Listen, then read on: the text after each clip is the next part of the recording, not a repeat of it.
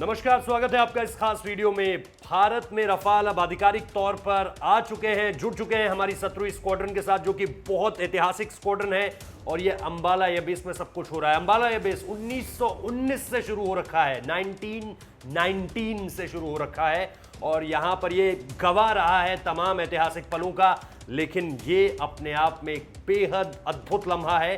4.5 generation, यानी न पाकिस्तान के पास ऐसा कुछ, न चीन के पास। हालांकि चीन दावा करता है कि उनके जो J-20 स्टील्थ फाइटर्स हैं वो 5th जनरेशन के हैं, लेकिन हमारी सेना ने उनकी पोल जो है वो खोल दी थी और इस बारे में पूरी की पूरी जानकारी दी थी कि किस तरह से चीन जो है J-20 की कैपेबिलिटीज को लेकर झूठ बोल रहा है। खास तौर पे ये सबसे बड़ा झूठ है कि वो 5th जनरेशन प्लेन है।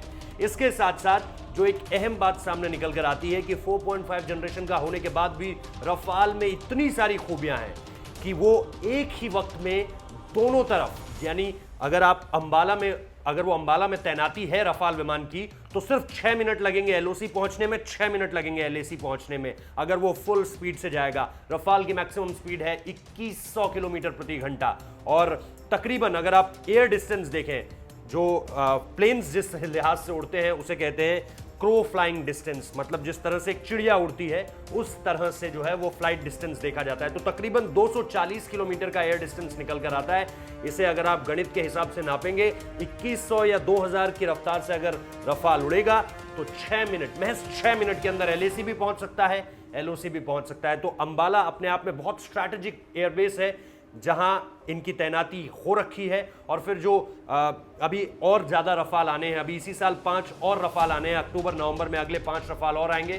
तो ये दुश्मन को एक संदेश देते हैं, क्योंकि दोनों देशों के पास ऐसा कोई फाइटर जेट नहीं है जो इसके साथ साथ जो ये मिसाइल्स कैरी करते हैं, चाहे वो मिटियोर्स हो, चाहे वो स्कैल्प हो, चाहे वो मीका मिसाइल हो, इसके साथ जो भारत ने ऐन वक्त पर हैमर मिसाइल ली है अपने लिए, ये सारी की सारी चीजें बताती हैं कि भारत किस तरह से स्ट्रैटेजिकली इन सारी की सारी चीजों को यूज करना चाहता है अगेंस्ट दुश्मन, या फिर दुश्मन के पास। आप समझिए इस बात को, प्रधानमंत्री नरेंद्र मोदी ने इस बात को बालाकोट के ठीक अगले दिन कहा था कि अगर हमारे पास रफाल उस वक्त पे होते तो हमें अपने मिराज 2000 स्पाइस 2000 मिसाइल्स के साथ हमें उन्हें बालाकोट तक नहीं पहुंचाना होता। मतलब हमें इंटरनेशनल बॉर्डर तो छोड़िए, पीओके तक भी नहीं जाना होता और हम यहीं से रफाल के थ्रू जो है अपनी मेटेओर मिसाइल्स को छोड़ देते, air to air beyond visual range missile, और ये दुश्मन का काम तमाम कर देती। जो AMRAAM पाकिस्तान की तरफ से X-16 के थ्रू छोड़ी गई थी, उनका काम तमाम कर देती। तो ये सारी की सारी चीजें हैं, इसमें बहुत बहुत बहुत ताकत है। और अगर इसकी ताकत का पूरा विश्लेषण किया जाए तो घंटों बीत सकते हैं। लेकिन जो अहम पॉइंट्स हैं कि ये मिटियोर, स्काल्प, मीका और इसके साथ साथ हैमर मिसाइल कैरी कर सकता है और न्यूक्लियर डिवीजन को भी अपने साथ ले जा सकता है। खैर, उसको ले जाने के लिए भारत के पास Su-30 MKIs भी हैं और उसके लिए आपके पास मिराज 2000s भी हैं। लेकिन जो सबसे बड़ी खासियत है इन विमानों की वो यही कि ये इन तमाम मिसाइल्स को अपने साथ ले जाकर दुश्मन के छक्के छुड़ा सकते हैं। इसके साथ साथ मिड एयर रिफ्यूलिंग जो अपने आप में बहुत खास है इस विमान के साथ, वो इसकी ताकत को, इसकी क्षमता को और ज्यादा बढ़ा सकती है। मतलब आपको तेल भराने के लिए कहीं किसी और एयरबेस पे नीचे नहीं उतरना है ईंधन के लिए, आपके पास IL-76 है।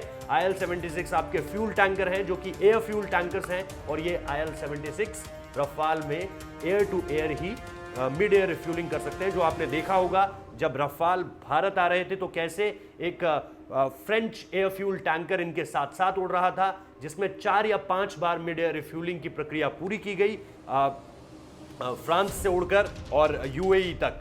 तो ये सारी की सारी चीजें अपने आप में इस रफाल विमान की खासियत है।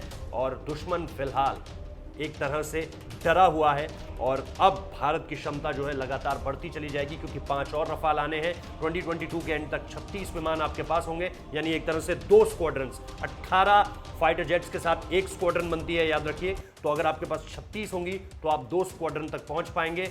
और उसके बाद भी फिर रफाल को लेकर, तेजस को लेकर, इन सारी चीज़ों को लेकर बहुत सारी बैठकें हैं। तेजस तो खैर इंडिया मेड ही है, लेकिन ये सारी की सारी चीज़ें जो है खासतौर पर रफाल से जोड़कर अगर आप इसे देखें तो ये भारत के लिए स्ट्रैटेजिकली, सामरिक तौर पर बेहद महत्वपूर्ण होने जा रहा है। बहुत बहुत शुक्रिया इस वीडियो को देखने के लिए।